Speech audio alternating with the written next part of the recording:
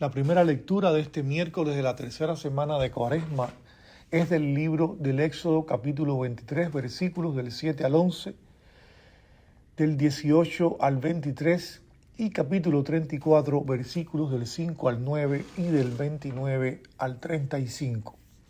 En ella se nos narra la especial manifestación de Dios a Moisés. La tienda de la reunión se convierte en el lugar del encuentro entre Dios y su pueblo. Allí Moisés entra como mediador, mientras Israel contempla desde lejos el misterio de la presencia divina. La nube que desciende manifiesta que Dios no abandona a su pueblo, sino que permanece en medio de él, dialogando con quien ha elegido para guiarlo. En ese diálogo íntimo, Moisés se atreve a pedir lo más grande, contemplar la gloria del Señor. Dios le concede pasar ante él, revelándole no tanto su poder como la profundidad de su misericordia. Así se revela el verdadero rostro de Dios, compasivo, paciente y rico en amor, siempre dispuesto a perdonar y a renovar la alianza con un pueblo frágil. El resplandor del rostro de Moisés muestra que quien permanece en la presencia de Dios queda transformado por su luz. La cercanía del Señor deja en el hombre una huella visible, un reflejo de su gloria. Por eso Moisés se cubre con un velo ante el pueblo, pero se descubre nuevamente cuando entra a hablar con Dios, recordando que la verdadera claridad del corazón nace del encuentro con Él. Primera lectura del libro del Éxodo. En aquellos días Moisés levantó la tienda y plantó fuera a distancia del campamento, y la llamó tienda del encuentro. El que deseaba visitar al Señor salía del campamento y se dirigía a la tienda del encuentro. Cuando Moisés salía en dirección a la tienda, todo el pueblo se levantaba y esperaba a la entrada de sus tiendas, mirando a Moisés hasta que éste entraba en la tienda. En cuanto Moisés entraba en la tienda, la columna de nube bajaba y se detenía a la entrada de la tienda, mientras el Señor hablaba con Moisés. Cuando el pueblo veía la columna de nube a la puerta de la tienda, se levantaba y se postraba, cada uno a la entrada de su tienda. El Señor hablaba con Moisés cara a cara, como habla un hombre con un amigo. Después Moisés volvía al campamento, mientras Josué, hijo de Nun, su joven ayudante, no se apartaba del interior de la tienda. Entonces Moisés exclamó: «Muéstrame tu gloria». Y él respondió: «Yo haré pasar ante ti toda mi bondad y pronunciaré ante ti el nombre del Señor, pues yo me compadezco de quien quiero y concedo mi favor a quien quiero». Y añadió: «Pero mi rostro no lo puedes ver, porque no puede verlo nadie y quedar con vida». Luego dijo el Señor: «Aquí hay un sitio junto a mí, ponte sobre la roca. Cuando pase mi gloria, te meteré en una hendidura de la roca y te cubriré con mi mano hasta que haya pasado. Después, cuando retire la mano, podrás ver mi espalda, pero mi rostro no lo verás». El Señor bajó en la nube y se quedó con él allí. Moisés pronunció el nombre del Señor. El Señor pasó ante él proclamando: «Señor, Señor, Dios compasivo y misericordioso, lento a la cólera y rico en clemencia, lealtad, que mantiene la clemencia hasta la 1000ª generación, que perdona la culpa, el delito y el pecado, pero no los deja impune, y castiga la culpa de los padres en los hijos y nietos hasta 3ª y 4ª generación». Moisés al momento se inclinó y se postró sobre la tierra. Y le dijo: «Si he obtenido tu favor, que mi Señor vaya con nosotros, aunque es un pueblo de dura cerviz, perdona nuestras culpas y pecados y tómanos como herederos tuyos». Cuando Moisés bajó de la montaña del Sinaí con las 2 tablas del testimonio en la mano, no sabía que tenía radiante la piel de la cara por haber hablado con el Señor. Aarón y todos los hijos de Israel vieron a Moisés con la piel de la cara radiante y no se atrevieron a acercarse a él. Pero Moisés los llamó. Aarón y los jefes de la comunidad se acercaron a él y Moisés habló con ellos. Después se acercaron todos los hijos de Israel y Moisés les comunicó las órdenes que el Señor le había dado en la montaña del Sinaí. Cuando terminó al hablar con ellos, se cubrió la cara con un velo. Siempre que Moisés entraba ante el Señor para hablar con él, se quitaba el velo hasta la salida. Al salir, comunicaba a los hijos de Israel lo que se le había mandado. Ellos veían la piel de la cara de Moisés radiante, y Moisés se cubría de llanto la cara con el velo hasta que volvía a hablar con Dios. Fin de la primera lectura.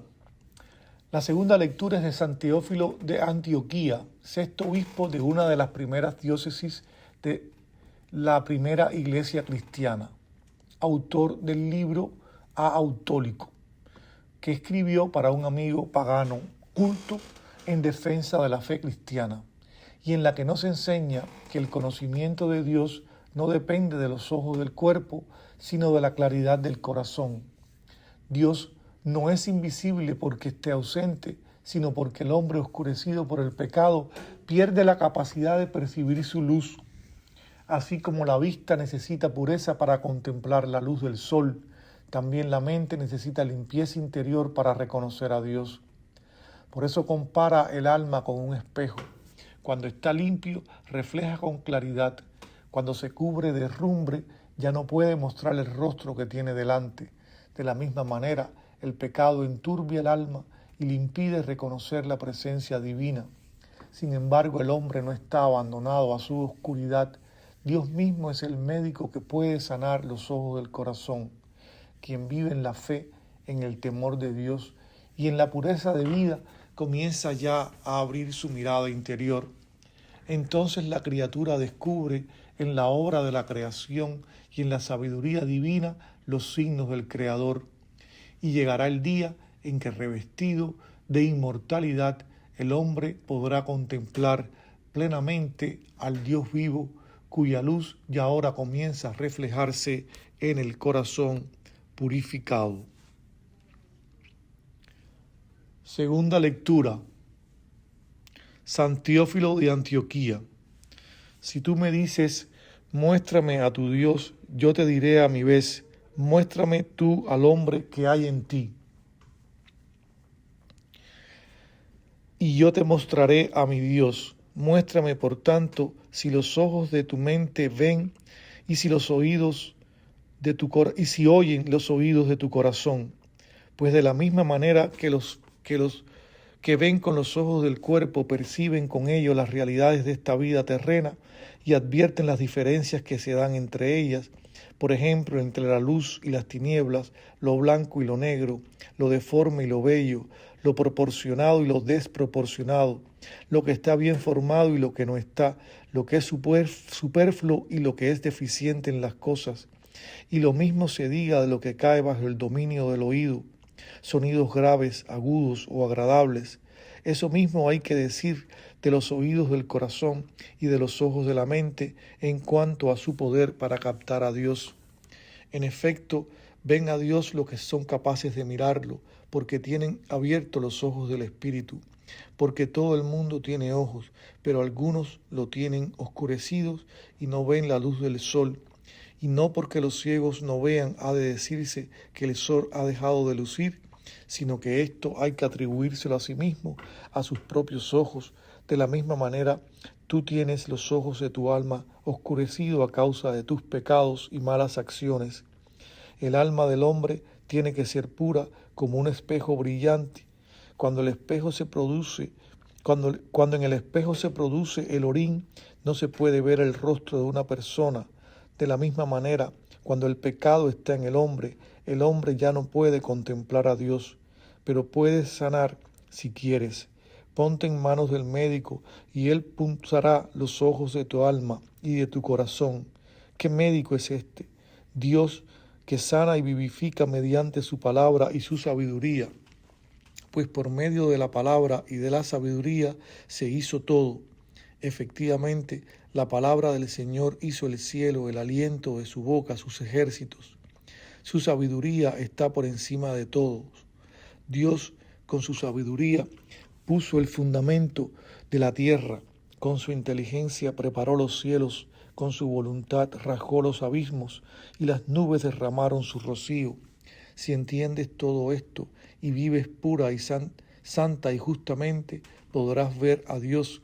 Pero la fe y el temor de Dios han de tener la absoluta preferencia de tu corazón, y entonces comprenderás todo esto. Cuando te despojes de lo mortal y te revistas de la inmortalidad, entonces verás a Dios de manera digna.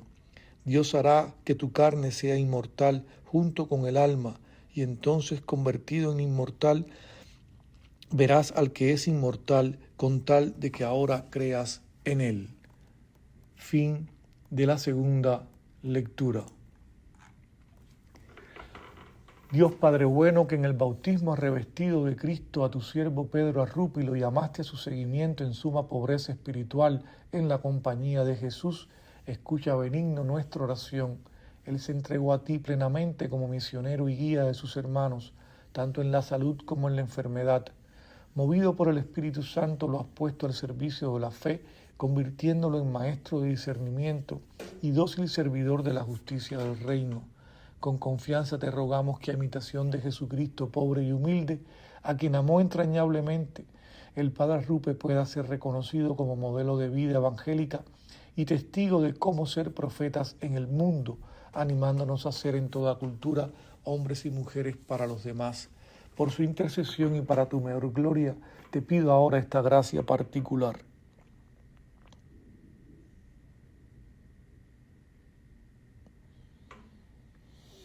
Que desees concederme para tu servicio y alabanza, por Cristo nuestro Señor. Amén.